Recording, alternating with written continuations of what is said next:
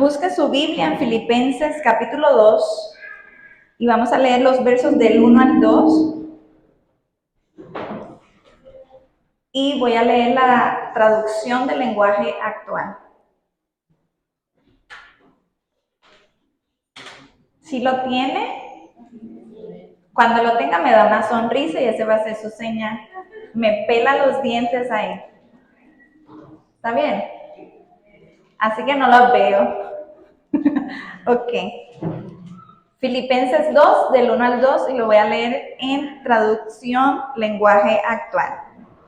Dice la palabra del Señor: si Cristo les ha dado a ustedes poder para animar a los demás, y si el amor que ustedes tienen los lleva a consolar a otros, y si todos ustedes tienen el mismo espíritu y son compasivos, les pido que vivan en armonía y que se amen unos a otros. Así me harán muy feliz. Pónganse de acuerdo en lo que piensan, deseen las mismas cosas. Ponga su mano en su corazón, porque esta palabra es para usted y para mí. Esta palabra es para la iglesia de Jesucristo que está aquí hoy reunida y que queremos escuchar voz de Dios. Papá, gracias porque yo sé que hoy tú vas a hablar a nuestras vidas y a nuestro corazón. Estamos listos, Señor, para recibir lo que tú tienes preparado del cielo. Que escuchemos voz de Dios, Señor, hablar a nuestras vidas y podamos ser transformados por medio de tu palabra. Que cada uno de los que aquí están reunidos salgan edificados, llenos, Señor, de tu amor y que podamos ser esa iglesia que tú quieres. Te lo pedimos en el nombre poderoso de Jesús. Diga conmigo, amén. Quiero iniciar contándoles algo que yo creo que cada uno de ustedes ha experimentado en su vida: ser los nuevos. ¿Alguna vez usted ha sido el nuevo en alguna circunstancia? ¿Ser el nuevo en la escuela? ¿O fue el nuevo en el trabajo? ¿O es el nuevo integrante de la familia y va a conocer a la familia de su novio y usted va a ser introducida? Ser el nuevo en la iglesia. Siempre hay etapas en nuestra vida que somos los ¿qué? Los nuevos. Y la pregunta sería, ¿cómo quisiéramos ser tratados cuando somos los nuevos? Porque cuando usted vive esa experiencia, usted va de antemano con la mejor sonrisa. Si va a conocer a los suegros, ¿verdad? Si va a conocer a los nuevos del trabajo, usted quiere dar una buena impresión. ¿Usted ha escuchado ese dicho que la primera impresión es la que cuenta? Se pone ese día por lo menos un mejor atuendo para dar esa buena impresión, saluda con amabilidad, dice sí, gracias, cosas que a lo mejor usted se salta en la vida real, pero tratamos de dar una buena impresión y hasta nos preparamos. O si usted va a visitar otro país, usted también es nuevo en ese país y usted necesita de alguien que haga ese nexo o esa conexión entre usted que es el nuevo y lo nuevo que está experimentando. ¿Cómo usted quisiera ser tratado si usted es el nuevo? ¿Quisiera que alguien les ayudara? ¿Que los recibiera y le diera la bienvenida? Le dijera, bienvenido, este es el lugar de tu trabajo, esta es tu oficina y estas son tus tareas. Eso sería bueno, pero en la vida real a veces no sucede así. Quisiera ser bienvenido en la familia de la persona que tú aspiras a tener como esposo o esposa. Personas que estén a nuestro lado, que nos encaminen, que nos den dirección, que nos enseñen. ¿No quisiéramos eso? ¿O usted es por el contrario de esas personas ermitañas? Que hay gente que se le acerca y le dice, ven, es por aquí, y tú, como si no hubiera sido contigo, y usted agarra por otro lado. ¿Cuál es su actitud cuando somos los nuevos? ¿Quisiéramos realmente que nos integraran a ese nuevo grupo? ¿O queremos pasar lejos, el llanero solitario? No, ¿verdad que no? Yo creo que cada uno de nosotros quisiéramos experimentar eso, ser bienvenidos, ser recibidos, ser encaminados y ser integrados a esa nueva familia o a ese lugar donde vamos a conformar. Y yo en este último tiempo, usted no me vio aquí, pero estaba en otro lugar, tuve la oportunidad de ir a lugares como la nueva, ¿verdad? Aquí en la iglesia pues no soy la nueva, ya hago muchas otras cosas, pero es chévere cuando uno llega a un lugar y uno es el nuevo, porque también uno va de encubierto. A mí me gusta hacer eso, es como que llegar a un sitio y la gente no sepa quién yo soy, porque realmente a veces yo quiero saber si la gente hace eso por quien yo soy y te dan ese trato tal vez especial, por decir cuando llegas a una congregación que te dicen, sí pastora, tenemos estos lugares reservados para ustedes, o si verdaderamente lo hacen así para todo el mundo, porque lo ideal sería que fuera así para quién, para todo, no por quien yo soy, porque yo no soy importante. Pero por eso es importante ir a lugares nuevos y uno vivir la experiencia a ver si realmente las cosas son como uno anhelaría hacer. Y usted va a decir, ¿qué tiene que ver esto con la iglesia? Mucho, amados. Durante todo este año hemos hablado del génesis de la qué. Y hoy vamos a hablar de la iglesia como una comunidad de fe. Dígalo conmigo, la iglesia, mi comunidad de fe. Y eso es importante. La iglesia es un lugar donde habitualmente llegan personas ¿qué? Nuevas. Y hoy usted va a hacer un autoanálisis si nosotros realmente tenemos las cualidades de la iglesia original o las hemos perdido después de 2 siglos de la iglesia haberse sido formada. Y hemos hablado de la iglesia y de muchos aspectos, pero yo creo que nunca hemos hecho una predicación de definir qué es la iglesia en sí misma. Y eso es lo que vamos a hacer hoy. ¿Sí está listo? Vamos a la palabra. Quiero que vayamos a Génesis, capítulo 12. Y usted conoce bien estos textos. Ábralo y lo va a tener ahí listo. ¿Está bien? Todavía no lo vamos a leer. ¿Qué es la iglesia, amado? Usted forma parte del cuerpo de Cristo. Decimos que venimos a la iglesia. ¿Estará bien eso dicho? ¿O hace referencia a la iglesia, a la Biblia, a otra cosa? Si va conmigo, es importante porque han pasado 2 siglos desde que la iglesia fue creada y pudo haber habido una distorsión. Y nuestra referencia y nuestra guía siempre va a ser la Biblia. La palabra iglesia aparece en el Nuevo Testamento, pero también hay un verbo en hebreo que se utilizaba en el Antiguo Testamento y nada más le voy a hacer la referencia rápida. La palabra en griego es muy parecida al español, que es eklesia, ¿ok? Y hacía uso o definía la situación de un estado griego. Por ejemplo, los estados griegos y luego el Imperio Romano, cuando había un problema público, ¿qué hacía? Convocaba una asamblea y eso en el griego se llamaba eclesia. Si usted lee el libro de Hechos, cuando Pablo tiene un conflicto en la ciudad de Éfesos, que dice que se reunió la multitud para acusarlo de que él había dañado la imagen de la diosa Diana y a los plateros, dice que se reunió la iglesia y ella está haciendo referencia de la asamblea de la ciudad, ¿ok? Ese es el primer aspecto cuando la Biblia dice iglesia en el original. El otro aspecto es la palabra hebreo, que es cabal, ¿ok? Y hace referencia de lo que dice Esteban en el libro de Hechos, cuando él está ahí, que lo están apedreando, y habla de la congregación de Israel. En la antigüedad se tocaba el cuerno y la congregación de Israel, ¿qué hacía? Se reunía y eso se llamaba también iglesia. Ahora bien, ¿cuál es la tercera implicación y la que vamos a tomar para esta predicación? La iglesia que vamos a hablar hoy es la iglesia del Nuevo Testamento, que es aquella que fue unida a través de la fe de Jesucristo y la regeneración que ha hecho el Espíritu Santo en usted y en mí. Porque hemos sido regenerados. ¿Usted sabe lo que es regenerar? Volver a hacerse. Cuando el órgano usted está dañado, se regenera solo. se vuelve a hacer el diseño que Dios hizo. Eso hizo el Espíritu Santo con nosotros y esa es la iglesia que nació a través de Jesucristo. Lo que nos une es la fe en Cristo, ¿ok? Esa es la definición que vamos a tomar. Ahora sí, vaya a Génesis capítulo 12.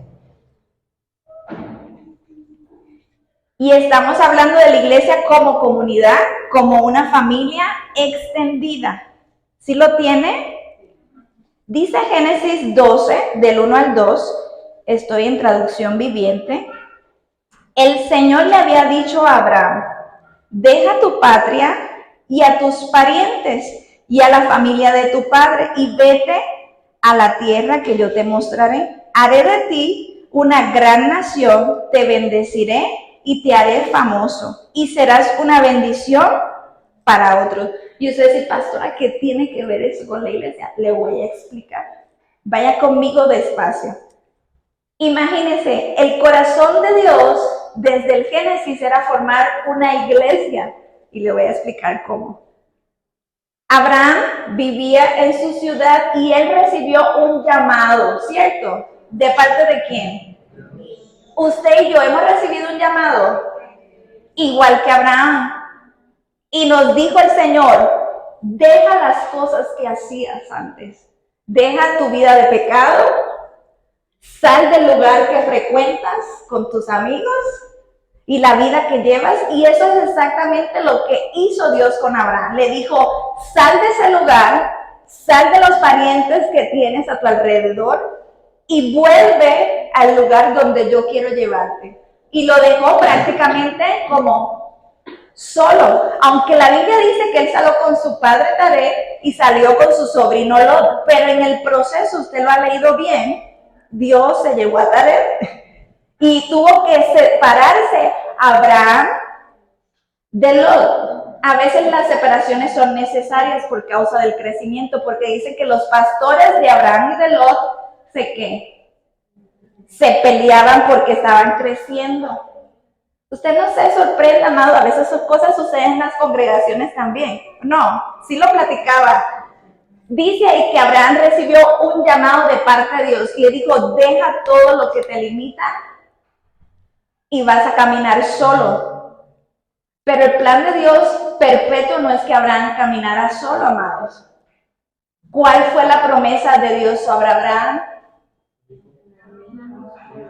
Lee lo que dice ahí. ¿Cuál es la promesa? Le dice, deja tu patria, deja tus parientes y deja a tu padre. Y iba a ir al lugar donde Dios le iba a mostrar. Pero dijo, y haré de ti una. Y después dice, te bendeciré y haré famoso tu nombre y serás bendición a otros. Dios no quiere que andemos solos. Cuando usted deja la vida de pecado, amados, y se aleja de las cosas que antes hacía, usted viene a conformar una persona que dice, estoy solo. Ya la gente que frecuentaba no lo hago más. Los lugares que frecuentaba no los frecuento más. Tal vez no tengo esa misma relación con mi familia y a veces me tengo que alejar de ellas, pero Dios no quiere que te quedes solo. Porque la promesa que le dijo a Abraham dice, haré de ti una nación. Quiere decir que Dios quiere que se multiplicara la semilla de Abraham porque estaba apartándose, estaba siendo santo para Dios. Pero no quería que se multiplicara la semilla de maldad. Y cuando nosotros venimos a Cristo, sucede exactamente lo mismo. Dios no quiere que usted ande solo. Dios lo une a una familia, y esa familia se llama iglesia. Dios no quiere muchos creyentes de Cristo por ahí solos. Quiere que vengamos a ser una sola familia. Y dice, y haré de ti una nación grande. Le pregunto, ¿la iglesia es grande? Sí, amados, se ha cumplido eso. Después le dice, te bendeciré. Les pregunto a ustedes, ¿Dios no ha bendecido a la iglesia a través de toda la historia? Sí. Y vemos el corazón de Dios de ahí desde el principio y después dice, engrandeceré tu nombre. no ha sido el nombre de Jesús engrandecido a través de la historia. La historia está dividida por Jesús. Lo que ocurrió antes de Jesús y después de Jesús. El nombre de Jesús no ha sido exaltado, sí, aunque la gente lo quiera quitar del mapa. Su nombre es famoso. Era tan famoso en el libro de los Hechos que la gente comenzó a llamarse cristianos, porque eran aquellos que eran imitadores de Cristo. Y después dice, y serás bendición para otros. La iglesia no ha sido bendición para las naciones, sí, amados. Cuando una iglesia es plantada en una nación, algo comienza a gestarse en esa nación y Dios comienza a abrir los ojos de aquellos que viven en pecado y la luz de Cristo comienza a alumbrar. Y es exactamente lo que Dios está haciendo ahora. Vemos el modelo de Dios para la iglesia desde el plan de Abraham. Es maravilloso, ¿verdad que sí? Y dice que de la simiente y la semilla de Abraham, obviamente iba a llegar Jesucristo, que era el que iba a iniciar formalmente la iglesia. ¿Quiénes y cómo se compone la iglesia de Cristo? A ver, ¿quién compone y quiénes son los que son la iglesia? Ya vimos el ejemplo hilado de Génesis, pero si fuéramos al Nuevo Testamento, ¿quiénes son la iglesia? Nosotros. ¿Ok? Vamos a ver qué dice la Biblia. ¿Quién es la iglesia? Vayan a 1 Corintios, capítulo 12, del 12 al 13. ¿Cómo y quiénes componen la iglesia de Jesús? 1 Corintios 12, del 12 al 13. ¿Sí lo encontró? Y aquí Pablo está hablando obviamente a la iglesia que está en Corinto. Dice la palabra del Señor, el cuerpo humano tiene muchas partes, pero las muchas partes forman un cuerpo entero. Lo mismo sucede con el cuerpo de Cristo, que somos ¿quién? La iglesia. Entre nosotros hay algunos que son judíos y otros que son gentiles. Hay algunos que son esclavos y otros que son libres, pero dice, pero todos fuimos bautizados en un solo cuerpo por un mismo espíritu y todos compartimos el mismo. Yo no sé si ustedes se han dado cuenta, los que llevan más tiempo, normalmente uno es formalmente parte de esa congregación cuando ¿qué? Nos bautizamos. Y es lo que está diciendo esta palabra. Dice, ¿quién conforma el cuerpo de Cristo? Muchas partes. Y dice, unos son judíos y otros son gentiles, ¿cierto? Hay judíos mesiánicos que están creyendo en Jesús y habemos muchos gentiles que creemos en Jesús. Eso es cierto. Y aquí también habla de esclavos y libres. En la antigüedad sí se practicaba la esclavitud, era la esclavitud literal, ¿verdad? Que usted era esclavo y tenía un amo. Y aquí dice, no importa tu condición de trabajo, de todos modos eres parte de la iglesia. No importa lo que tú desarrolles allá afuera, no tiene que ver cuánto generes, cuánto ganes, tiene que ver tu unidad con el cuerpo y esa unidad se produce a través del bautismo y a través de el Espíritu Santo que habita en nosotros. Y eso es importante, iglesia. ¿Cómo usted va a saber quién es el otro creyente que es parte del cuerpo de Cristo? Gente que se ha bautizado en el nombre de ¿quién? Del Padre, del Hijo y del Espíritu Santo y camina y su vida es guiada por el Espíritu Santo. ¿Está bien hasta ahí? Ok. Todos y cada uno de nosotros vamos a tener una diferente parte en el cuerpo y todos formamos parte del cuerpo de Cristo. Vamos a ver otro texto. ¿Qué es lo que nos hace iglesia? Ya vimos qué conforma la iglesia, pero ¿qué es lo que nos hizo iglesia a nosotros? ¿Nunca se ha preguntado eso? ¿Qué es lo que nos hace iglesia a nosotros? Nosotros utilizamos un vocabulario que a lo mejor la gente que no conoce a Jesús no lo puede entender. Usamos unción, imposición de manos, iglesia, ungidos del Señor, y cosas así. Y una persona que no frecuenta la iglesia no puede entender ese lenguaje. ¿Qué fue lo que pasó? Que nos convertimos en la iglesia. ¿Ok? Vamos a ver este texto que está en el libro de Hechos. Ya lo han predicado aquí muchas veces. Vaya a Hechos capítulo 2. Y voy a leer los versos 41 y 42 y luego el verso 46 y 47. ¿Quién lo ha predicado? Creo que Adri lo ha predicado. Yo creo que otra vez yo lo prediqué, pero hoy vamos a verlo de otra perspectiva. ¿Está bien? Hechos 2, del 41 al 42. Los que creyeron, primer requisito, para formar parte de la iglesia y que nos llamemos iglesia, tenemos que saber qué. Los que creyeron lo que Pedro dijo fueron que, si ve los pasos, creer, ser bautizado y sumados a la iglesia ese mismo día, como 3,000 en total. Dice el verso 42, todos los creyentes se dedicaban a las enseñanzas de los apóstoles, a la comunión fraternal, a participar juntos en las comidas, entre ellas la cena del Señor, y a la oración. Adoraban juntos en el templo, verso 46, vaya allá. Adoraban juntos en el templo, cada día se reunían en casas para la cena del Señor y compartían sus comidas con gran gozo y generosidad. Verso 47. Todo el tiempo alabando a Dios y disfrutando de la buena voluntad de toda la gente, y cada día el Señor agregaba a esa comunidad cristiana los que iban siendo salvos. Si usted lee el libro de Hechos, hay palabras que se repiten: comunidad, comunión y común. Y la pregunta sería, ¿qué significan esas palabras? Porque esas son las cualidades de la iglesia y lo que hizo que la iglesia tuviera el nombre de iglesia.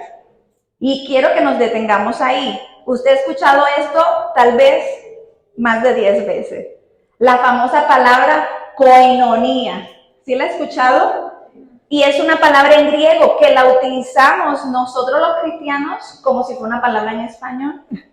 Pero realmente es una palabra literalmente en griego y significa tener las cosas en común. Hasta ahí todos estamos claros. Y lo hemos escuchado cantidad de veces. Pero yo estaba escuchando a un pastor y eso me hizo pensar mucho más profunda. Y él decía, la gente habla allá afuera de comunidad y hablan de tener comunión. Y él decía, no, amados, porque la palabra comunión implica explícitamente que yo tengo relación con Cristo. Y de ahí nació la palabra comunión y de ahí nació la iglesia. ¿Sí va conmigo hasta ahí? Si no hay Cristo, no puede haber comunión, no puede haber iglesia. La gente que utiliza allá afuera la palabra comunidad está haciendo referencia de que tienen cosas en común. Pero si yo le digo a ustedes, volteen hacia atrás, le digo, miren que usted tiene en común con los hermanos. A ver, hágale ejercicio. ¿Qué tiene en común con el que está al lado, con el que está atrás? ¿Qué tiene en común? Dígame, pues tenemos dientes, pastora, así que bueno, si no, vaya al dentista. ¿Qué más tienen en común? Tenemos pelo, está bueno. ¿Eso nos hace iglesia?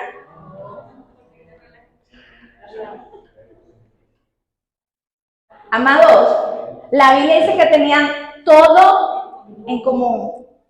Y cuando está hablando de todo en común es que compartían a Jesucristo. Su fe en Jesús los unía.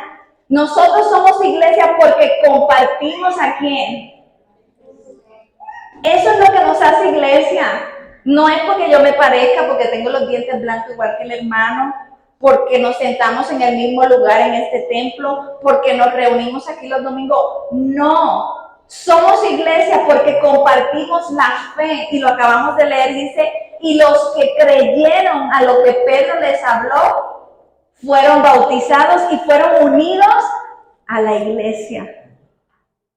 Qué hermoso, ¿no? No todo el mundo es comunidad, no se crea eso, porque no tienen todo en común. Nosotros tenemos todo en común. Nuestro Jesús murió en la misma cruz, fue sepultado en la misma cueva, murió por nosotros y su sangre y su cuerpo fueron triturados por nosotros. Nos une Cristo y por eso podemos decir que tenemos comunión los unos con los otros y nos hace iglesia. Es maravilloso el saber que hay palabras exclusivas en la Biblia y en el antiguo griego que solamente eran utilizadas para Dios. Igual que cuando habla del amor ágape, eso es una palabra exclusiva para el amor que Dios da. Poderoso es el Señor. Quiero que vaya a 2 de Corintios, capítulo 6, verso 15. Y aquí usted desmiente la teoría de lo que la gente dice. Puede haber comunión entre un cristiano que ha creído en Cristo y otro que no ha creído en Cristo, porque hablamos que la comunión se da en ¿quién? ¿Puede o no? ¿Sí o no? Vamos a ver qué dice Pablo, no lo que dije yo. ¿Ok? 2 de Corintios 6, verso 15. Y Pablo está haciendo unas preguntas. ¿Qué armonía o qué comunión puede haber entre Cristo y el diablo? ¿Sí hay comunión? ¿Cómo puede un creyente asociarse con un incrédulo? ¿Qué es lo que nos hace iglesia, amados? No podemos decir que somos comunidad con otros que no han creído. Sí, va conmigo hasta ahí, porque queremos ser más generosos que el propio Cristo. No, aquí todos entran y caben bien. Sí, amados, pero hay requisitos que no los puse yo, no los puso la pastora, los establece la palabra del Señor. Y dice Pablo, no hay comunión. Y cuando dice no hay, no entra ninguna posibilidad. Ninguna, amadas. Usted no puede decir que usted es amigo que alguien que está en tinieblas. Usted lo puede amar y puede orar por esa persona, pero no puede haber relación y comunión como usted tiene con la iglesia. ¿Sí va conmigo hasta ahí? ¿Qué nos hace iglesia? Haber creído, ya lo comentamos. Segundo, haber nacido de nuevo. Ser bautizados y tener el mismo espíritu. Leímos en los textos antes. Y quiero que entienda esto, usted fue puesto en una familia porque usted necesita aprender. O si no fuera así, Dios no nos hubiera puesto en el seno de una familia para que nos cuidara, para que nos enseñara, para que nos alimentara. Si fuéramos autosuficientes, hubiéramos nacido solitos. Dios te empujaba y nacías ahí, caminabas y listo. ¿O no? Pero el diseño de Dios no es así. Un nuevo creyente, un bebé, tiene que tener una que lo alimente, que le enseñe, que le dirija, que le diga lo que tiene que hacer y lo que no. Mi mamá siempre decía, cuando uno tiene muchos hijos, que nada más ella tuvo 2, tú enseñas al primero bien, porque el primero le va a decir a los otros las reglas. Mi mamá dijo que eso no lo hiciera. Y con que tú enseñes bien a uno, todos van a seguir las instrucciones. La familia de la fe es donde Dios nos plantó cuando nacemos para que estemos aquí y seamos enseñados, seamos amados y seamos dirigidos. ¿Es necesaria la iglesia? Sí, amados. Y esos son los 2 riesgos que corren los cristianos de hoy. Y hago esto porque si usted es verdadero creyente, no puede andar solo. Los cristianos que dicen, yo oro en mi casa, yo leo sola en mi casa, Dios a mí me habla, a mí. ¿Ah? No tengo que congregarme, no tengo que participar de una comunidad de fe. Cuidado, iglesia, eso no es bíblico. El modelo que nos enseña de la iglesia que nació en Hechos, eso no es lo que nos dice. Y si lo vemos en Génesis, en el modelo de Abraham, tampoco, porque lo sacó solo, pero lo hizo una gran nación y le produjo una familia. Dios te saca donde estás, pero te pone en una familia, no para que andes solo, sino para que esas personas que están a tu alrededor formen parte de tu formación activa. A veces, amados, nos cuesta, porque esas personas no son tan amables como lo quisieras. ¿Ok? Ahora bien, hay otro segundo riesgo. Los que andan solos en una parte, y el otro riesgo, amado, que la gente cree que la comunión solamente existe en grupos pequeños como el nuestro. Porque pensamos que si la iglesia crece exponencialmente y somos 3,000, la comunión se va a ir. Y le pregunto, ¿eso es cierto bíblicamente hablando? No, amados. Dice Hechos 2 que los que creyeron a la palabra de Pedro fueron sumados a la iglesia y fueron como, ¿cuántos? La primera iglesia tenía 3,000 personas y tenían comunión con Dios, tenían comunión unos con otros, porque los unía el lazo y el vínculo de Jesús. No se deje engañar, porque no necesariamente el crecimiento tiene que hacer que desaparezca la comunión, y eso es lo que queremos que nosotros podamos desarrollar, porque tenemos que como iglesia evaluarnos si tenemos el modelo de lo que Jesús instituyó en el principio o estamos alejados de la verdad de Jesús. ¿Está bien hasta ahí? Los dos riesgos. Vamos a esta última parte. Vaya Primera de Corintios capítulo 11.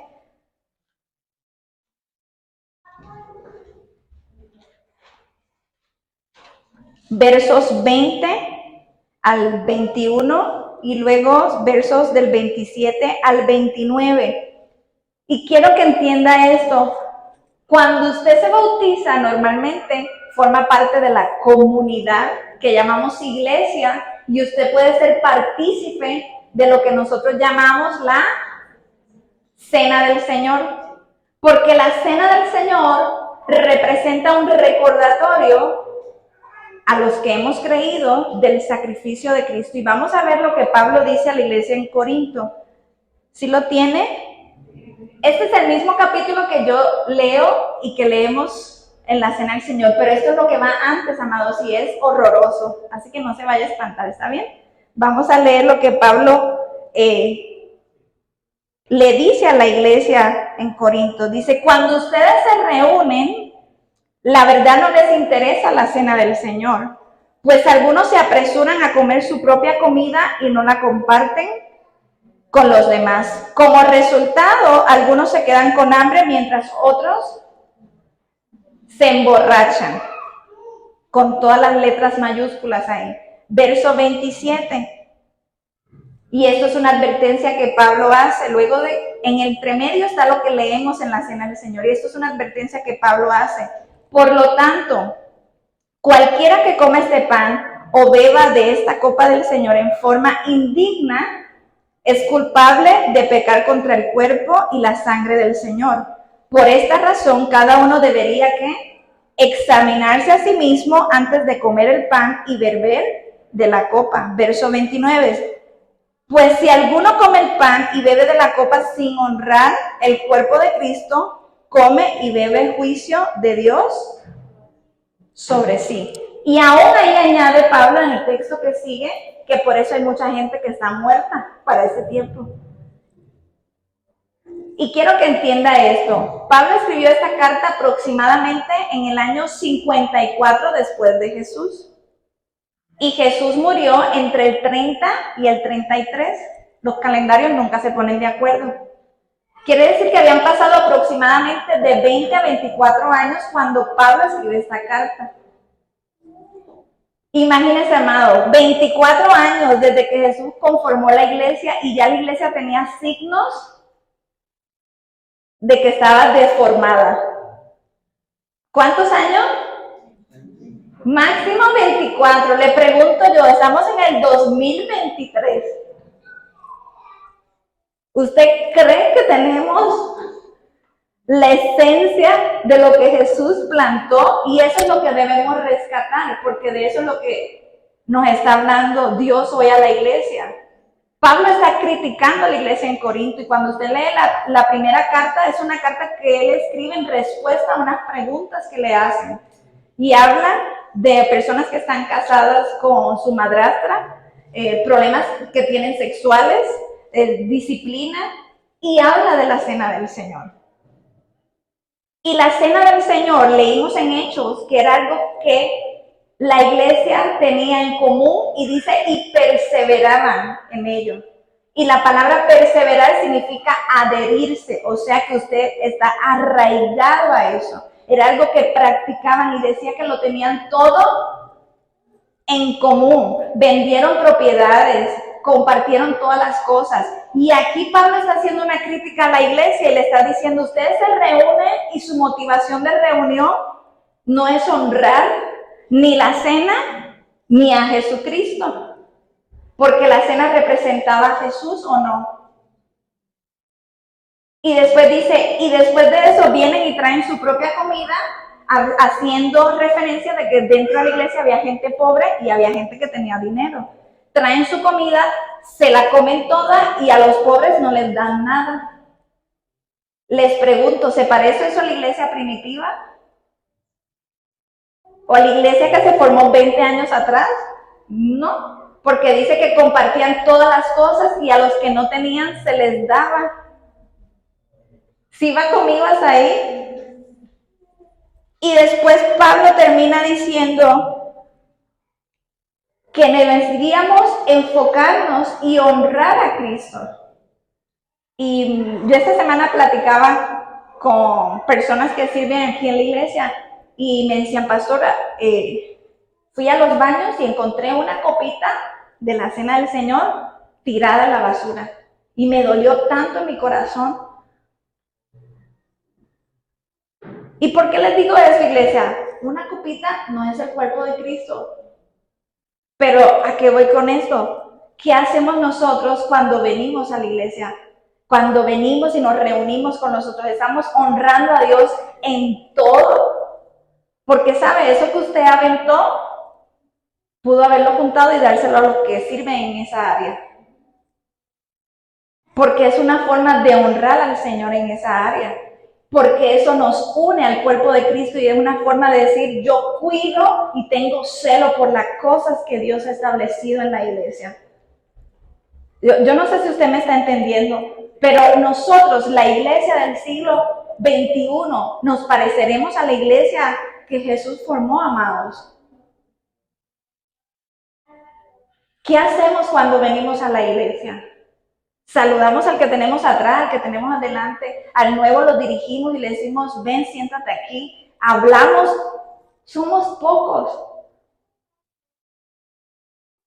Conocemos la necesidad de nuestros hermanos. Oramos, tenemos esa comunión íntima que debemos tener. O con que yo venga ya cumplí. Y me voy a mi casa y ya hice mi vida independiente.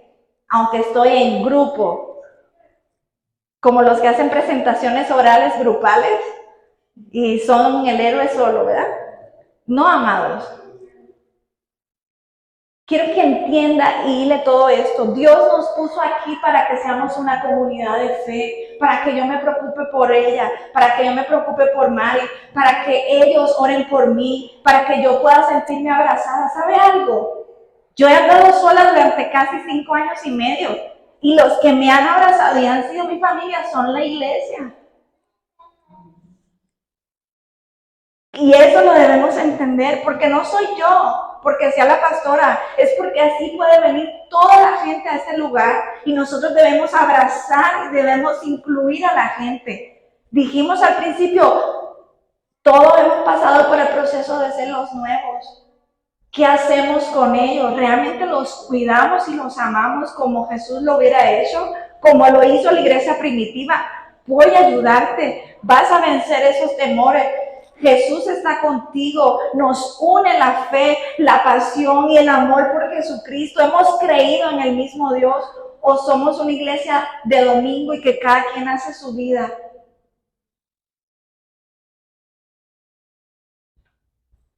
Le digo esto, amado, porque Dios quiere hacer crecer este lugar.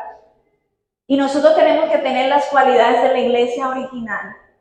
Que cuando yo entre por ese lugar, no porque sea yo, entre quien sea, que puedan saber que aquí se adora al Dios real. La gente no conoce doctrina, la gente ve el amor de Jesús.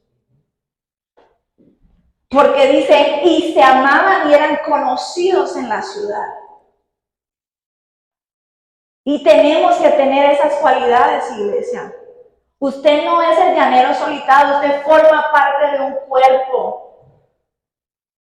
Compadézcase de la necesidad de su hermano, abrázale, salúdele. No me quiere saludar, lo abrazo como quiera. Es mi hermano, forma parte del cuerpo de Cristo. Hemos sido limpiados. Limpie sus asperezas con el Señor. Limpie y perdone. Pase la hoja. Necesitamos demostrarle a la gente lo que nosotros conocemos, porque esto se trata de vida o de muerte. La gente se está perdiendo y Satanás no pierde tiempo, amados. Y atenta contra su iglesia y atenta contra los líderes de esta congregación. Porque él vino a matar y no vino a nada más. Y a destruir para que la iglesia se deshaciera. Y no podemos permitir eso. El vínculo perfecto es Jesucristo. Y necesitamos, amados, que no importa que lleguemos al número que lleguemos, porque no se trata de números, se trata de que aquí haya lo que tenía la iglesia original. Y dice la palabra, y perseveraban. Se adhirieron a qué, amados? A la oración, a la palabra, a la comunión fraternal, a la cena y a la cena del Señor. ¿No es verdad? No es lo que dice el libro de Hechos.